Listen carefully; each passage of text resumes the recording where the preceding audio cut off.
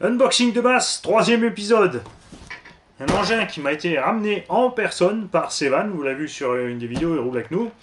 Son engin est en panne, il m'a donc profité pour me le laisser, pour que je puisse vous le présenter. Quand il aura réparé les pièces, on le répare ensemble et on vous fera un essai complet de cet engin. Ça m'arrange, puisque j'étais presque prêt à en acheter un.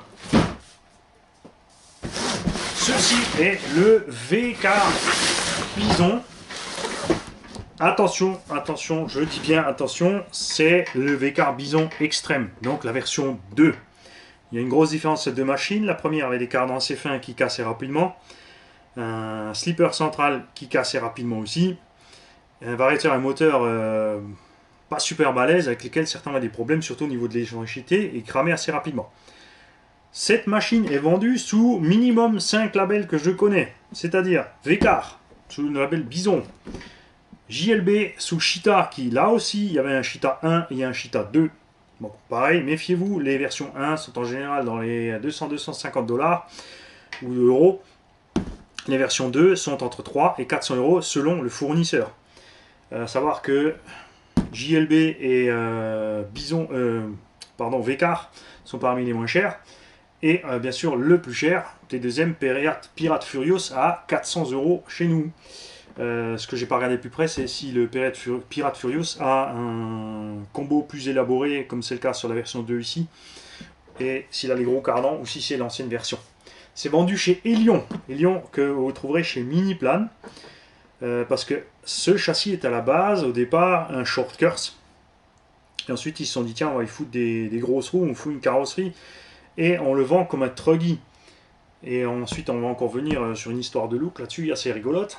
Et il est vendu aussi chez Amnevi en Allemagne, et certainement encore 2-3 autres marques. Et le constructeur d'origine n'est pas encore clair. Il me semble bien que c'est V-Car le constructeur d'origine, et tous les autres ensuite en ont profité pour le mettre à leur sauce.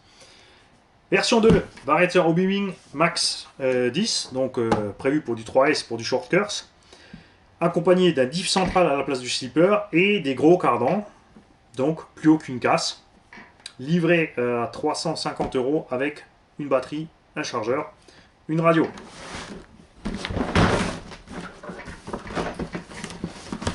D'ailleurs, chez Miniplan, j'étais agréablement surpris de l'énorme stock qu'ils ont de pièces Elion, enfin sur le site apparemment disponible. Après, il faudra les appeler pour savoir est-ce que c'est là ou pas. Et on va arriver tout de suite à l'esthétique. Alors, le support esthétique ici utilisé à des fins commerciales est très simple. On y met des jantes qui ressemblent forcément à des Traxxas et Revo, des pneus qui ressemblent forcément à des Traxxas et Revo, une carrosserie qui ressemble fortement à Traxxas et Revo. On prend ça en photo avec un mini chinois et tout le monde croit que cet engin est aussi grand qu'un Revo. Alors c'est bien un dixième rallongé. On a bien ici donc l'empattement 325 mm du short curse. On pourrait donc, comme vous l'avez vu sur la... Je vais vous la montrer, sur la carrosserie du pseudo 1/8e buggy de Apsima, que Obitech fait aussi, on pourrait donc partir avec cet engin-là et une carrosserie de buggy. Et on a un buggy 1/8e, bien sûr avec les petits trous, pas les grosses roues. Vous voyez, ça se monte parfaitement entre les deux tourelles, comme c'est le cas là-bas. Une base donc de short curse 1/10. Cet engin aussi a été conçu dans le système modulaire qui est fait chez Traxxas, c'est-à-dire que l'avant et l'arrière se séparent de la partie centrale avec quelques vis, ce qui est très bien. La carreau, on aime ou on n'aime pas, il existe évidemment plusieurs coloris et selon les marques encore d'autres coloris, etc. C'est livré avec un petit filet de protection à l'intérieur. Le récepteur est exposé, il est totalement waterproof. Par contre, je ne suis absolument pas fan des récepteurs exposés parce que tout le câblage se balade dans la machine. Voilà. Je préfère largement une boîte radio, mais c'est un récepteur étanche. Je n'étais pas obligé de mettre une boîte radio étanche, mais de faire quelque chose de propre pour enfermer tout ça, pour planquer tous ces câbles. Le variateur Max 10. Ce qui est merdique sur toute la gamme, que ce soit toutes les marques, c'est qu'ils ont laissé le même cerveau qui craque. Donc là, peut-être un peu trop copié de Traxxas. Moteur X-Team, c'est une chinoiserie, ça marche très bien. C'est le moteur que j'ai dans la Losi. Évidemment, là-bas j'ai la version 56 mm de diamètre et ça c'est un diamètre 36. Par contre, en 70 mm de long, même 74, vache qu'il est long cet engin, en 2500 kV, il me semble, ou 2700 kV, donc très bien adapté à ce genre d'engin. Il y en a évidemment qui sont allés pousser, puisque le moteur doit pouvoir le faire, à monter du 4S là-dessus, c'est n'importe quoi, ça sert à rien, c'est pas un buggy 1.8, c'est une mécanique de 1.10 en 4S. Les roulements 1 dixième ne tiennent pas longtemps, donc évitez-vous des gros ennuis et de tout casser. Si c'est juste pour faire 3-4 lignes en 4S et tout flinguer, ça vaut pas le coup. Achetez-vous un buggy 1.8. Donc en 3S, un missile, extrêmement léger, on est à quoi, 2,7 kg équipé. Il y a plein de choses qui sont super sympas sur cet engin sorti du carton. D'abord, il est équipé avec les LED avant et arrière. Il y a une méga wheelie bar, même si elle est beaucoup trop dure et beaucoup, du coup, l'ont rapidement cassé sur les chocs arrière. Il y a un sacré support de béquet à l'arrière, par contre, qui est bien solide. C'est pas tout à fait encore ce qu'on trouve entre Gui 1.8, mais presque. Donc je suis pas inquiet. La bonne idée aussi de mettre des supports de carrosserie bien flexibles. Séparer des tourelles, donc pas d'effort sur la tourelle, encore des renversements sur la carrosserie. Tourelle en alu. Support, enfin les bulkheads sont en alu et les supports d'axe de triangle sont en alu aussi. Voilà, je vous les montre de plus près. Ça c'est vachement bien. 4 amortisseurs alu de même longueur, pas les amortos plus courts derrière, plus longs devant. Si, ils sont un peu plus... Si, Eratom, les amortisseurs avant sont plus courts. Position de réglage multiple de la suspension sur le triangle et sur la tourelle. 4 tirants supérieurs. Moi j'aime bien, c'est simple, c'est efficace. Donc cette version extrême qui a les gros cardans. Donc si vous en achetez un, je vous conseille vivement de choper les versions 2. Même si elles sont plus chères. Si vous avez une version 1, sachez que vous pouvez équiper du matos de la version 2 sur les versions 1.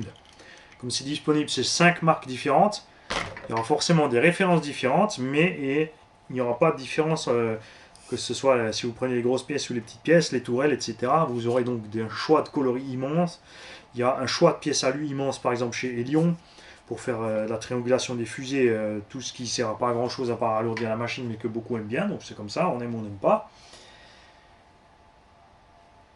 Ce que j'ai pu entendre et voir de ces machines, beaucoup sont satisfaits. Il y a cependant quelques soucis. Donc, il y a eu des soucis des triangles sur les phases 1, des cardans sur les phases 1 qui se plient, des combos merdiques sur les phases 1. Et ce que j'ai entendu sur les phases 2, les axes en fait des triangles qui cassent à l'intérieur des triangles. Ça, c'est très simple à remplacer. Vous achetez de la tige acier 3 mm au mètre, vous coupez votre petit bout vous-même de 3 mm et vous faites vos axes vous-même. Comme c'est le cas sur les Traxxas, il faut le faire aussi. Mais il y a une grosse différence de prix entre Traxxas, c'est sûr. Pare-choc avant avec le petit anneau utilisé sur les gros Traxxas, plus un renfort à l'intérieur, donc bien foutu. Ça m'a l'air bien solide. Idem. Voilà. Donc à l'arrière, c'est un petit patin séparé. Et le pare-choc, lui, est fixé sur le support de béquet. Bon là, pour les percuter le pare-choc, de toute façon, ça n'arrivera pas, je pense, surtout pas avec la roulette. Les triangles avant-arrière. Sont-ils les mêmes? Non, les triangles avant-arrière ne sont pas les mêmes. Donc méfiez-vous sur la commande des pièces. Il y a d'origine des petites protections à l'arrière pour les amortisseurs. Pour leur éviter les projections de l'avant. Il n'y en a pas devant. On aurait aussi bien aimé en avoir devant. Ça aurait été sympa. Même s'il n'est pas très exposé, puisque entre le pare-choc et la roue, la place n'est pas très grande pour aller pardon, excuse-moi, percuter là-dessus. J'aime énormément les amortisseurs alu avec ressort double étage. Suspension d'origine, cet engin est entièrement d'origine. Super bien réglé. L'engin est extrêmement souple. On va donc y coller une petite batterie. Voilà. Ça réagit vraiment à merveille. Les gommes sont très souples. Franchement, un bon feeling sur les gommes. Ça ne va pas être de la mauvaise qualité. Les côtés pas trop mou, donc on n'aura pas trop de problèmes pour les déchirer. C'est pas mal. Donc comme chez Traxxas, cardan central dans le châssis. Par contre ici, mieux protégé que sa version Traxxas. Là, pour que la saleté rentre, il faut s'accrocher. Et un slipper ou un diff central, donc coincé entre la cellule arrière et le châssis. certaines chaînes allemandes sur les gros sauts, les gros tests bien méchants de bâche ont réussi à craquer les châssis. Semblerait par contre que sur la version 2, ces châssis étaient renforcés là où c'est nécessaire. C'est arrivé uniquement sur les versions 1 d'après ce que j'ai vu.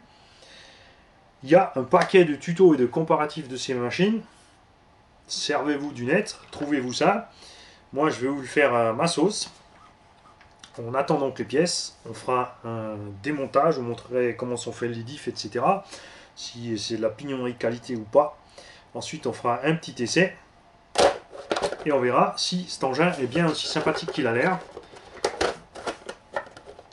Pour moi, première impression, d'après ce que j'ai vu en vidéo et après avoir eu cette machine en main, je suis agréablement surpris. Et je pense que c'est plus qu'un concurrent pour la base du Traxa Slash, puisqu'on est ici beaucoup moins cher. Et on est quand même équipé avec des vrais cardans acier et certaines autres pièces qui m'ont l'air bien solides.